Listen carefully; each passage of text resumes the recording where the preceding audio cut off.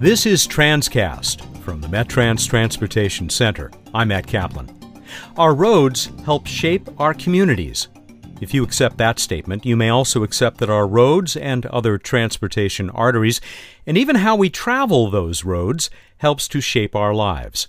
Researching statements like these and the myriad questions that surround them have become the life work of a man who might have ended up a physicist, rather than a renowned authority on urban economics, growth patterns, land use, and transportation.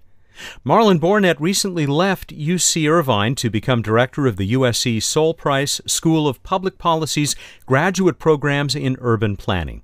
Professor Boarnet has brought a hard science mindset to a field that doesn't always lend itself to controlled experiments.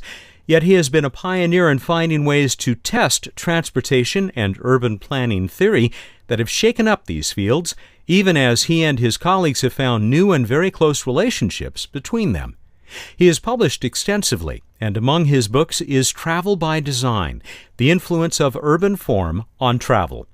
In a fascinating recent conversation, he told me about his current efforts to improve our understanding of the relationships between where we live and shop, where we work, and how we get from one to the other.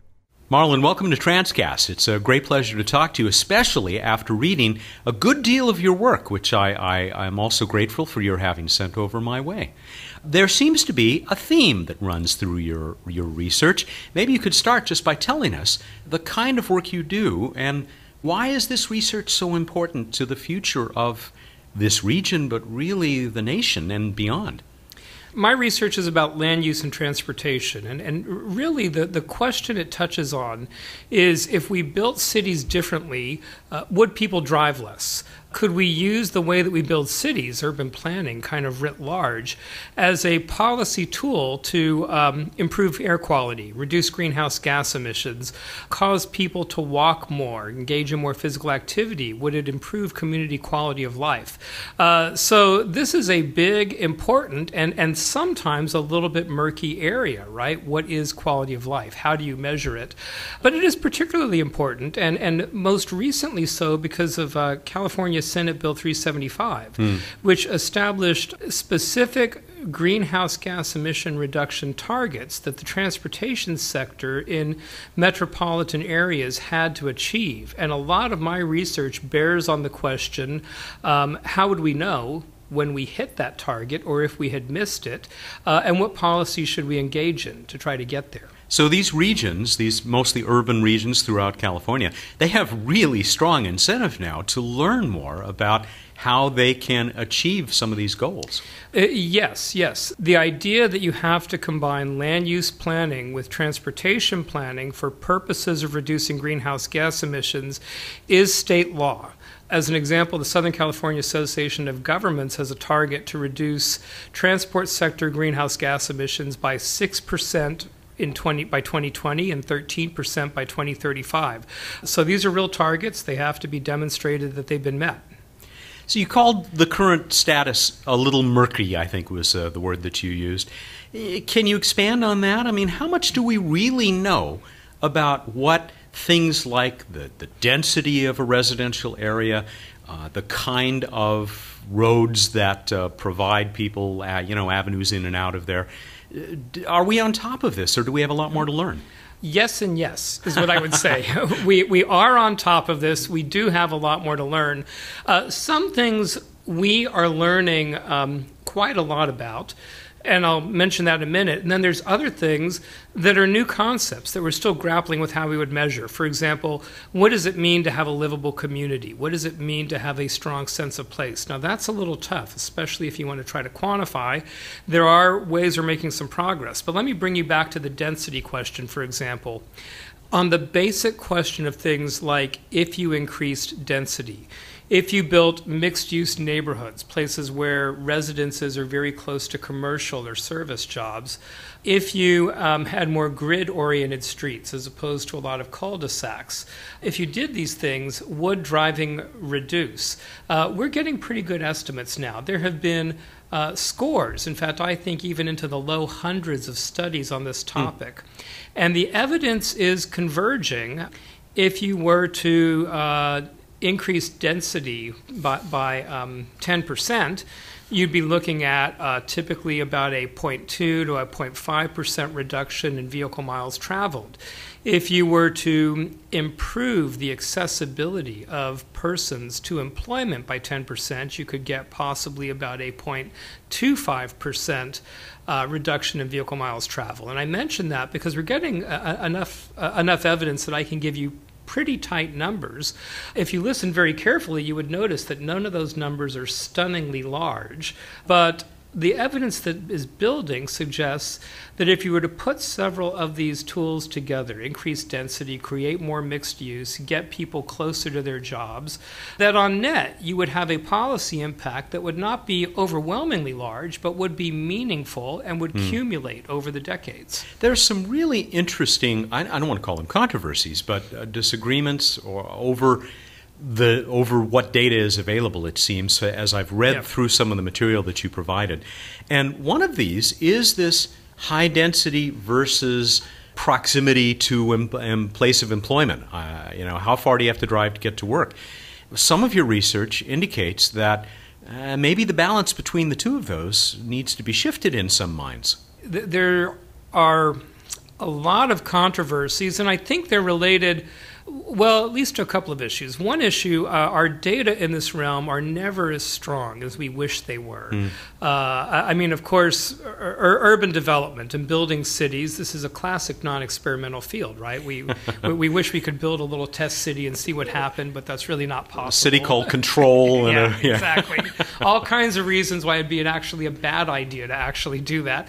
So we have all this non-experimental data. So part of the debate has been, are we really observing causal impacts? Are we just observing associations? And to kind of summarize what has happened over the past 15 to 20 years, there have been a lot of different ways to try to get at this, using advanced econometric methods, trying to look at what social scientists would call natural experiments, cases where policy activity gave you something that was very close to an experimental or control. And the evidence, I tell people, I think what we're building is a preponderance of the evidence. The evidence is all getting rather consistent and pointing in the same direction, and the best analyses that we have suggest that indeed a good part of that association is causal. Now, you talked about density and employment access, and this is an important point because we're kind of getting to the point where we can actually begin to become a bit more sophisticated in what land use elements matter. And what we are starting to learn is that population density by itself is not really the policy tool we should be thinking about. And this sometimes is surprising to urban planners because density is the easiest thing to measure, and they think I should go into a community and possibly double the density, and maybe people would drive less and it would solve some transportation problems. Well, and I've heard this from very prominent politicians in Southern California who expected that that changing density was going to reduce vehicle miles driven. And a couple of things. One is that increases in density are correlated typically with a lot of other things. Usually when you increase density, you have typically also increased what we call employment access, because dense cities typically have more jobs closer to more residents. But the important thing is to kind of understand which is more important. What we're learning is that access to employment is more important probably by a magnitude of about 2 to 4 times. And the policy tool is important, particularly for Los Angeles. Los Angeles has a lot of what other scholars have called dysfunctional density. And what I mean by that, if you think of, for example, of West Los Angeles, I sometimes tell people it's the land of 3-story garden apartments, block after block after block. It's relatively high density, but it's a density that does not get high enough that you can really make transit work. And we've arrayed it in ways that we don't have strong corridors where we could really create kind of some kind of strong traffic flow, nor do you have strong centers that have a lot of jobs. And in many ways, with the rail transit system in Los Angeles, we're trying to go in and kind of create nodes and connections between those nodes. And there are some strong nodes in places. But the basic task, if you just said, hey, here's a neighborhood where a lot of people live, and I just want to put in lots more people, you've really created, by definition, more driving because all those people have to leave the neighborhood to drive. It's really taking our employment centers, of which there are several, strengthening those, making them mixed use employment, job, residence, live, work centers, and creating a system that can connect those centers. So I tell people, think about the pattern of employment access. If we just thought about this as increasing density and doing nothing else, we would be somewhere between not reducing driving and possibly even going backwards. I wonder if this is a place to segue into one of the fascinating stories that you provided, which actually took two types of communities in Southern California, a number of each, and looked at them. One type being the corridor, and the other these communities that sort of have a center. Yes. And part of what I was talking about, which relates quite well to that, is the idea that the fine-grained elements of planning really matter. That this is something that is more complex than saying, can I take a plot of land and put 2,000 homes there instead of just 1,000? That we have to think about the spatial arrangement, creating neighborhoods, creating nodes. Nodes are an important concept. So in the South Bay communities, we looked at 4 neighborhoods that were centered developments where the employment was kind of in a small, you'd almost imagine a shopping district, so to speak, in the middle. And then there were apartments and houses immediately surrounding that with a centered orientation. And we should mention that for those of our listeners who are not from Southern California, when we talk about the South Bay, this is a fairly diverse area, sort of from LAX, LA International Airport in the north, running down to, what would you say, sort of Palos Verdes? Running down to the Palos Verdes Peninsula. And it's an area that is basically what you'd think of as first-generation post-World War II suburban development, a lot of development that was built in the 1950s, and a lot that dates before World War II. Actually, in planning jargon, the densities there are in the neighborhood of 8 to 12 dwelling units per acre. And what that means, if you think of standard suburban as being a quarter-acre lot, these lots are about, half to maybe even a third the size. They're single-family homes mostly, but it is a little bit more dense than what you would find in kind of suburban Atlanta or Kansas City or places like that. But in some cases not dramatically more dense than that. And the South Bay is large. There's 1 million people who live there. But it is car-oriented. That's the key thing to remember. So we had these centered developments that had commercial, residential, neighborhood-serving retail in the middle of a neighborhood, and all the residences were surrounding it. And really, the neighborhood character was focused inward on a node. And then we had 4 neighborhoods that were corridors, where the neighborhood serving retail and the center and the residences were very close to each other, just like in the centers, but the arrangement was linear along an arterial. And so we were really comparing was not the mix of use or the kind of businesses, but really very much just geometry, so to speak. And what we found is that people walked more, drove less, and did more of their shopping within their neighborhood in the centers. And it was a fairly strong effect. What we found is that effect seemed to depend most strongly on the number of neighborhood-oriented businesses. And some of this may not be rocket science, but literally having more neighborhood businesses in a small location generated more walking travel and less driving.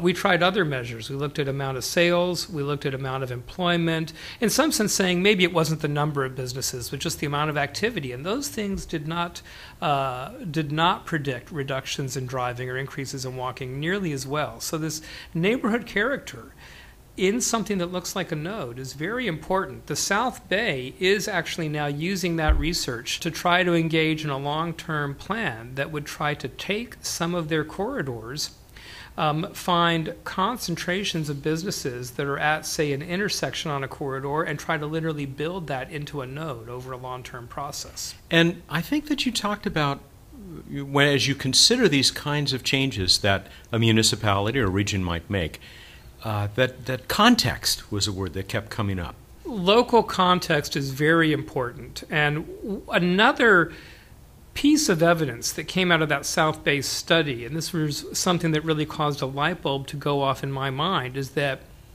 we picked up in some of these locations effect sizes that were somewhat larger in magnitude than anything I was expecting. And on one of the corridors, the businesses concentrated mostly in the middle. One of the corridors had what you might think of, you could almost call it a proto-center, so to speak. There was a linear arrangement, but half the businesses on a 2-mile stretch that we were looking at in that corridor were concentrated in the little half-mile area that was right in the middle. And a so couple of blocks. Yeah, just around a few blocks.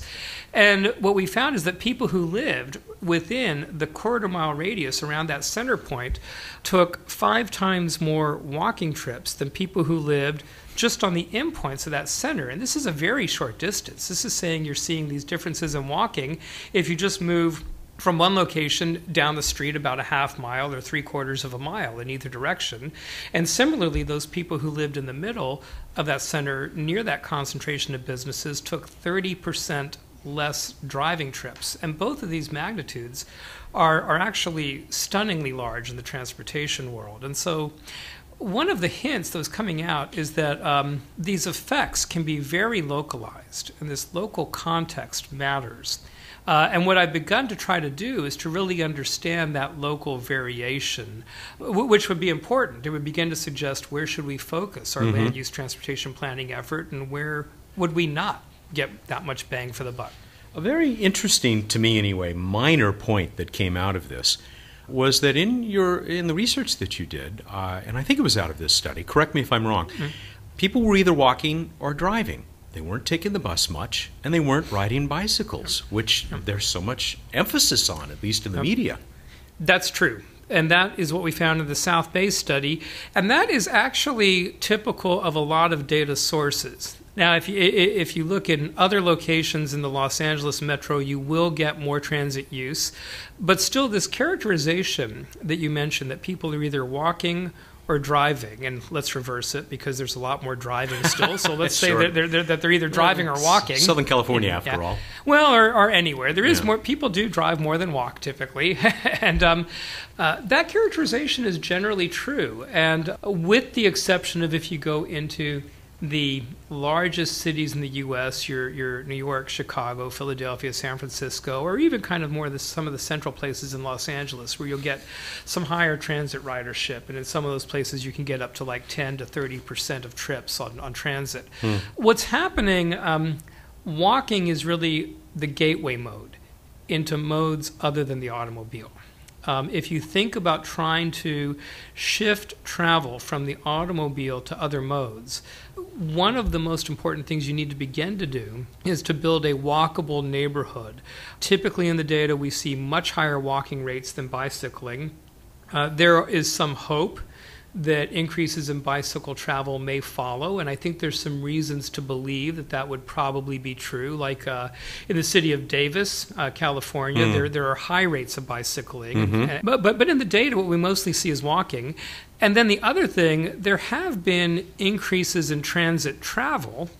They still look relatively small, but there are real increases. National data, if you look at the national data sets that we have on travel, and you look at number of driving trips per person and number of transit trips per person, the number of driving trips per person rose steadily throughout the automobile era and then looked like it leveled off in the mid-1990s and has begun to drop. A little bit, although the drop looks like it might be as much as a 15% drop. That's substantial. So that's actually not a little bit anymore. Transit trips did the opposite thing. They declined until about 2001 and then have gone up a little. So transit is not a big player, and in fact what you're seeing is more shift to walking, but I think there's a lot of reason to think that walking is kind of the leading indicator. And many people have argued that really to increase transit ridership you have to first make a neighborhood walking ready. We could continue with the time we have left just on this one study, but I'd love for you to have the chance to talk about at least a couple of the other journal articles. And This one, a book chapter that you worked on.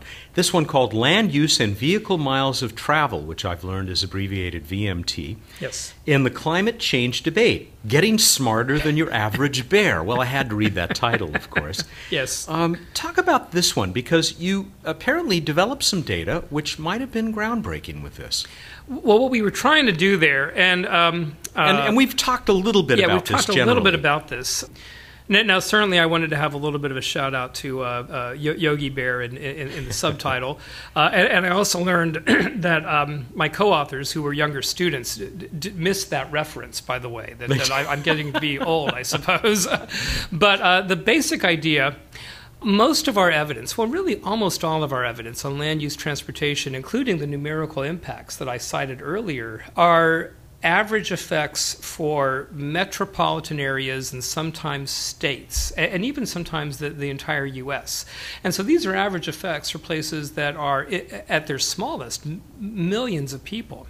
And I told people that when we're thinking about making policy based on this average effect, I mean, the analogy I use is if I go into a classroom, I'm a professor, I teach a lot, and I suppose I know that half the students in the class are learning at an A level, and half the students in the class are learning at an F level. Now, if I walked into the classroom and said, well, on average, I'm looking at a classroom that has an average grade of a C, and I taught as if they were all C students, it would be awful, right? Yeah, and you're not serving anybody. I wouldn't serve anybody, exactly. I'd serve the average, where nobody is, and that's an extreme example, but that's really where our evidence is at on land use and transportation. Things like for the LA metropolitan area, if you were to double density, vehicle miles of travel would go down 2 to 5%. The more meaningful question would be really, where is this effect happening? Where might it be large? Where might there be no effect? And it's a salient debate, by the way. I know when SB 375 was first passed, policymakers were having some argument, is this a policy that should encourage more dense, what we would call smart growth development in the Inland Empire, which some people would say is sprawling and maybe needs this policy regime. Although in the Inland Empire, I had very astute people say to me, we're not ready for a more multimodal transportation system. SB 375 must be about the core of downtown Los Angeles that is more transit ready. And so there was a little bit of this kind of each part of the region pointing at the others, saying, I think this policy is about them.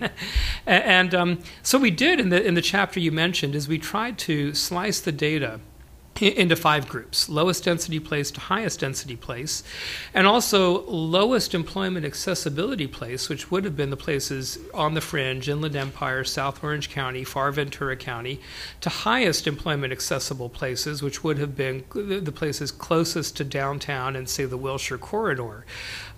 I think the best way to summarize the evidence was 2 lessons. One was that employment accessibility was substantially more important than population density in terms of reducing vehicle miles of travel.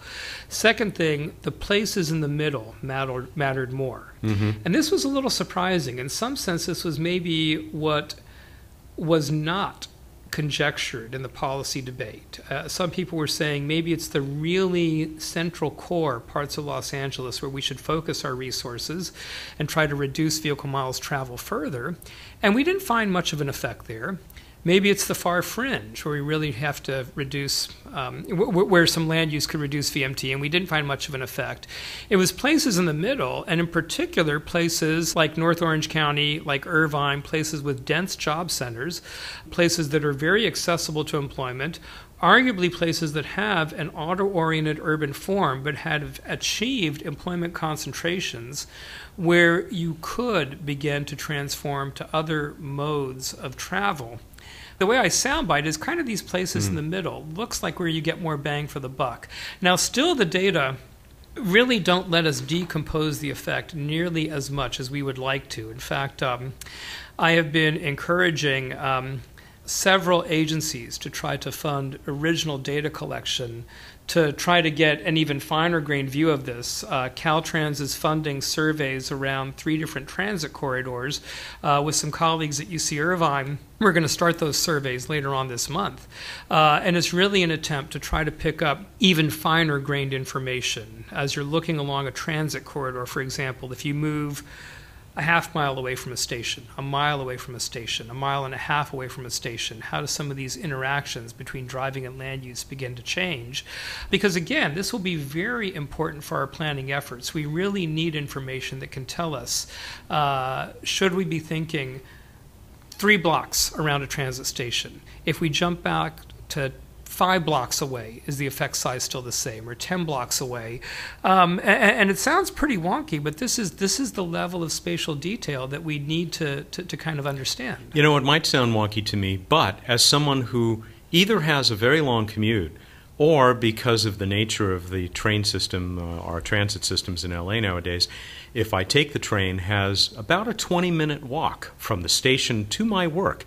This is a critical issue because that 20-minute walk in Pasadena in the middle of summer is going to keep me in the car. Yep. So, I mean, it certainly speaks to me on a personal level. And part of what we're looking for, I mean, if you imagine this world where right now all we know are a lot of averages, we're looking for things like thresholds. Can we begin to scientifically get some data that says if the walk gets to be more than 5 minutes, more than 10 minutes, more than 15 minutes. Lots of people who would have walked are just falling out of that. And we have a lot of intuition, like you said. And so part of this is, can we put some hard data behind it?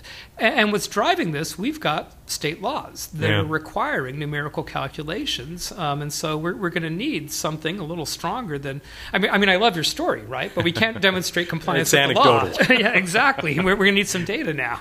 So you're looking, you see the need for this finer grained, higher resolution data, and yet elsewhere you call for research really that looks across the entire highway system in the United States, because you say, to your knowledge, this has never really been looked at. Certainly we need the full geographic span. One of the exciting things about this field of scholarship, but one of the challenges, is that we need to be able to understand how what is happening at a neighborhood scale accumulates up to transportation and travel at a metropolitan region, at a state region, at a national region. And that's part of the policy debate, what people call smart growth, building communities that are more dense, more mixed use, more transit-oriented, more walking-oriented. There's a lot of ideas that could reduce greenhouse gas emissions, and to really understand not only will it, but how could we use that relationship requires that you go from kind of the neighborhood all the way up to the national level. So it's fun. It is challenging. Talking about those challenges, I mean, you talked about hundreds of studies, and I think I counted something like 80 publications just in your CV. So obviously this stuff is being studied. As we move forward, what's the role of something that is often called meta-analysis in being able to look across these studies? Because I saw several references to that. Yep. There's an important role. And meta-analysis formally refers to the process of taking results from several different studies and using statistical analysis to see if you can come up with an average that controls for things such as the quality of studies. And by that I mean, one way you could try to get the average effect is take all these effect sizes from all these studies and just average them. And meta-analysis goes a step further and says, well, there may have been different samples. There may have been different statistical techniques. And can we control for literally study quality and get an average effect that we think is better? That has been done. Now, there's a lot of debates about meta-analysis. It's a good process, but like a lot of things, the devil is in the details. With a colleague of mine at UC Davis, Susan Handy, we took an approach that differed from meta-analysis, where we said we will develop criteria to judge high-quality studies, and we'll choose studies that are methodologically strong, and then we will only use the evidence coming from those studies and interpret effect sizes using our judgment mostly, which we do think is pretty expert, I should point out, to come up with effect sizes. The short story is that what we found is that if you look at the approach we took and the approach that meta-analyses have taken, the effect size estimates are the same. There's hardly a difference. And this is one reason why I think some of these methodological debates about was a particular meta-analysis strong or not, I don't think are that meaningful. We are really converging to the same estimates depending on how you come at the particular the particular task of summarizing the evidence.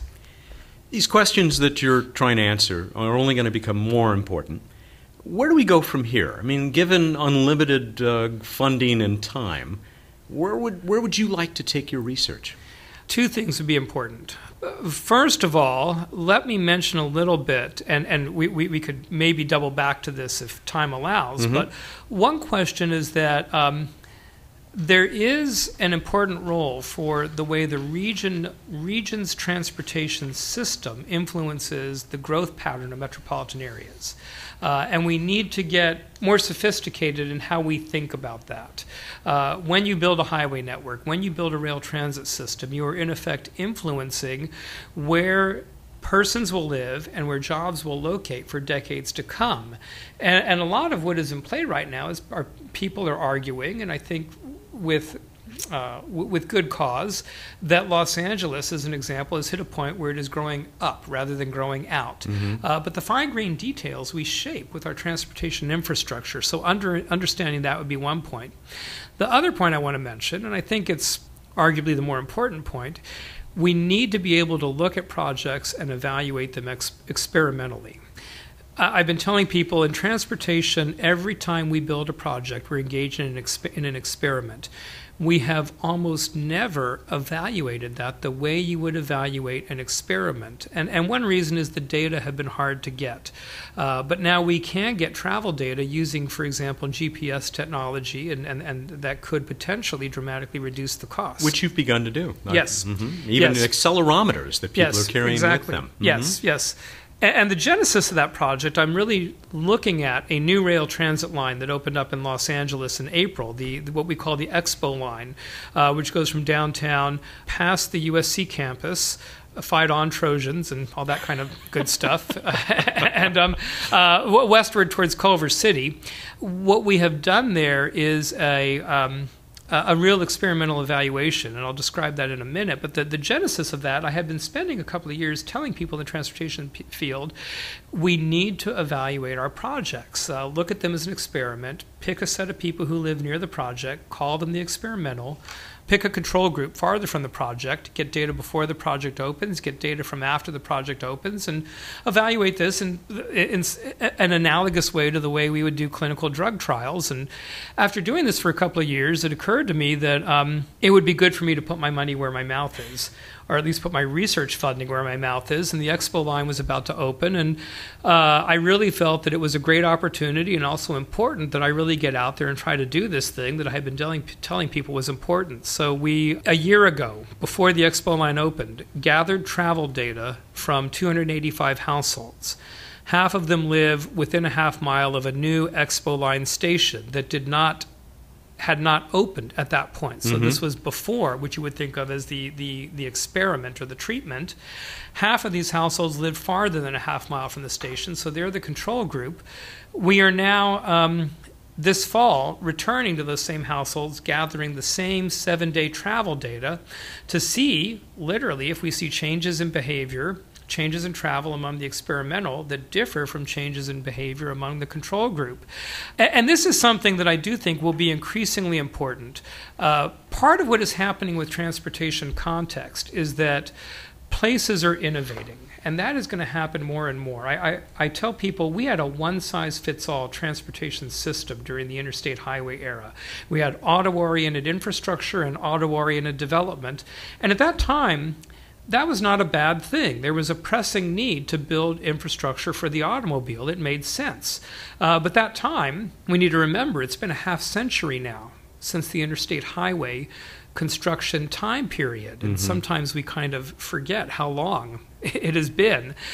What is happening now has a lot of local variation. The city of Long Beach has established as a goal by council resolution to become the most bicycle-friendly city in the United States. Yes, we have signs up to that effect. Absolutely. It's a big policy issue, and they're doing interesting things. They have shared bicycle vehicle lanes.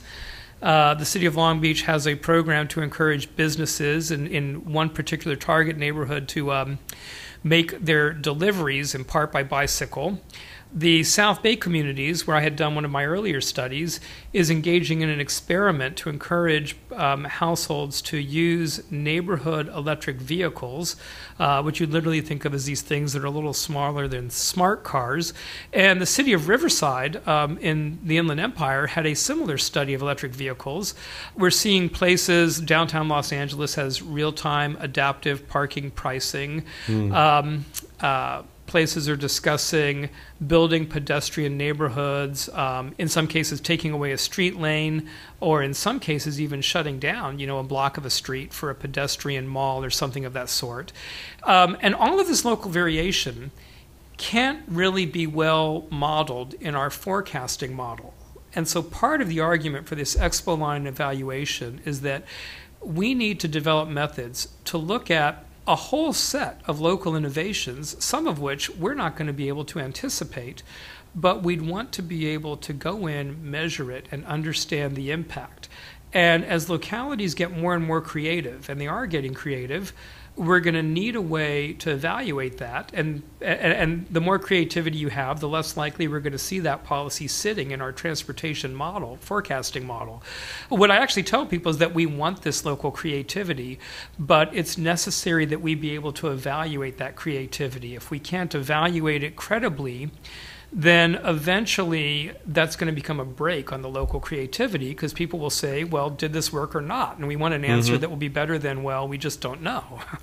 This focus on gathering credible data and looking for opportunities for controlled experimentation sounds like somebody who came out of a study of hard science, and you were a physics major. How did you get into this line of work?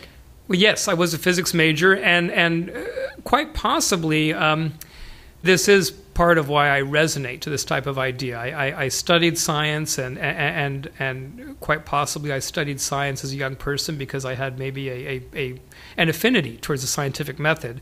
I got into this for a lot of reasons. First of all, I was always interested in the political world and the world of policies and ideas. By the time I was entering about junior year in college, I realized that as much as I was fascinated with science, I didn't want to pursue science as a career. To be frank, I continued the physics major because I thought it was fascinating to try to figure out how the scientific world worked. But midway through, I figured I'm not actually going to be a scientist. So in some sense, this move back to urban planning was bringing me back to kind of my core love. I think questions of cities, how you govern cities, how you create livable communities, opportunities for persons, and really enhance people's lives. I've always thought that is really the important question. Now, I don't want to diminish what's going on in the sciences. That's quite important too. But I kind of took this detour into the sciences and then came back. But also, I've always thought it's really important to cross-fertilize any field of idea from another field. Now, part of this, I had a friend in graduate school who joked once that one way you can make an innovation is just learn something in one field and just bring it into a new field. And he kind of joked that, if you're not really super, super smart, maybe that's the way you make your impact. So maybe that's part of what's going on here. Some people say that's how Steve Jobs got rich, actually, but and to say nothing of a few other people. Then maybe this thinking is in pretty good company. But part of it, I am a big believer that in some sense, that one way to really get an insight is to have some very broad reading or knowledge and just see what are the analogies in other fields. And part of this idea of doing controlled experiments, there are strong analogies. Education policy in particular, and a lot of kind of public health policy and health policy research in general does what you would think of as real experiments in kind of the policy realm. And so this is an area where kind of trying to import some practice and ideas is helpful. And transportation policy has not had this kind of tradition. And arguably, there's no reason why they shouldn't have that kind of tradition. Marlon, I can't wait to hear the results of your Expo Line study, which I assume might even be available within a few months since that line is up and running. I've used it once myself. But also just to see where this takes us in terms of how we will be reshaping and shaping our communities today and well into the future. It has really been a delight. Thanks so much for joining us on Transcast. Oh, well, thank you. You've been listening to Transcast and our guest, Professor Marlon Boarnet, Director of the USC Saul Price School of Public Policy's Graduate Programs in Urban Planning. We hope you'll join us for the next edition of Transcast. You can find past Transcast programs at metrans.org. That's metrans.org. Transcast is a production of the Metrans Transportation Center, which is funded by the U.S. Department of Transportation and the California Department of Transportation, Caltrans. Thanks for listening.